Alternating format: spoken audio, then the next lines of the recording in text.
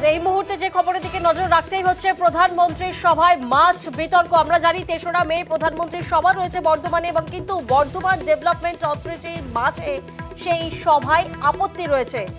কি কারণে আপত্তি জানবো, বিস্তারিত প্রতিনিধি শরদিন্দু এই মুহূর্তে আমাদের সঙ্গে রয়েছেন। শরদিন্দু, তোমার থেকে একটু জানার চেষ্টা করবো, ৩রা মে যে সভা রয়েছে সেক্ষেত্রে বর্ধমান ডেভেলপমেন্ট অথরিটির মাঠে সভা করতে আপত্তিটা ঠিক কোন জায়গায়? দেখো, প্রধানমন্ত্রীর সভা এবং তাতে তিনটে হেলিকপ্টার নামবে, এবং শুধু তাই নয়, সেই জন্য বড় মাঠের প্রয়োজন।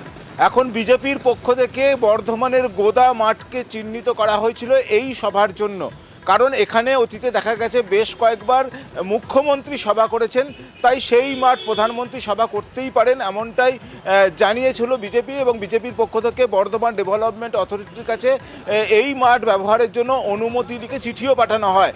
কিন্তু বর্ধমান ডেভেলপমেন্ট অথরিটি বলছে যে এই সভার জন্য মাঠ দেওয়া যাবে না, রাজনৈতিক সভার জন্য মাঠ দেওয়া যাবে না। এটা যদি মুখ্যমন্ত্রীর কোনো সভা হতো বা প্রধানমন্ত্রীর কোনো প্রশাসনিক সভা হতো তাহলে সে মাঠ দেওয়ার কথা অবশ্যই ভাবা হতো। কিন্তু প্রধানমন্ত্রী যেহেতু বিজেপির সভা করবেন, রাজনৈতিক সভা হবে, সেই কারণে এই মাঠ দেওয়া যাবে না। এবং এই যে বিডিএর বক্তব্য তা নিয়ে শুরু হয়েছে রাজনৈতিক চাপানো। অর্থাৎ বর্ধমান ডেভেলপমেন্ট অথরিটির তরফ থেকে বলা হচ্ছে রাজনৈতিক সভার অনুমতি দেওয়া হয় না। কি বলছেন ওনারা, শোনাবো আপনাদের।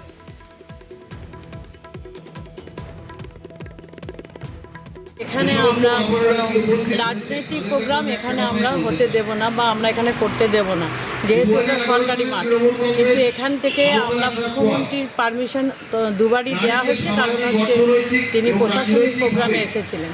রাজনৈতিক প্রোগ্রাম করতে দিলে যখন তখন যে কেউ মঞ্চ বাঁধবে, এবং যার ফলে ওখানে একটা হসপিটালও আছে, অনেক রকম সমস্যা দেখা। বলে যাবো শরদিন্দুর কাছে। শরদিন্দু, আমরা যে ছবি দেখছি যে দিলীপ ঘোষ তিনি গিয়েছিলেন মাঠ পরিদর্শনে, সেক্ষেত্রে এই মাঠের সভা থেকে তো বিতর্ক সৃষ্টি হচ্ছে, রাজনৈতিক চর্চাও শুরু হয়েছে নিশ্চয়ই।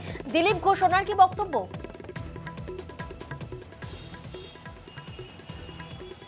দেখো, দিলীপ ঘোষ বলছেন যে মাঠে মুখ্যমন্ত্রী সভা হতে পারে সেই মাঠে কেন প্রধানমন্ত্রী সভা হবে না, কারণ মাঠটা যথেষ্ট বড়, সেখানে তিনটে হেলিকপ্টার নামবে।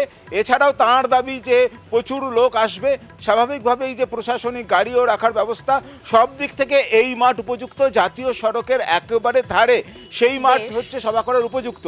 কিন্তু বর্ধমান ডেভেলপমেন্ট অথরিটি রাজনৈতিক কারণে সেই সভা করতে তাদেরকে মাঠ দিচ্ছে না, এমনটাই অভিযোগ করছেন দিলীপ ঘোষ। তার বক্তব্য যে একটা ব্যানার লাগিয়ে দিয়ে প্রশাসনিক সভার নামে মুখ্যমন্ত্রী, এবং এরপরেই শুরু হয়েছে রাজনৈতিক চাপানুতর। দিলীপ ঘোষ কি বলছেন শোনাবো।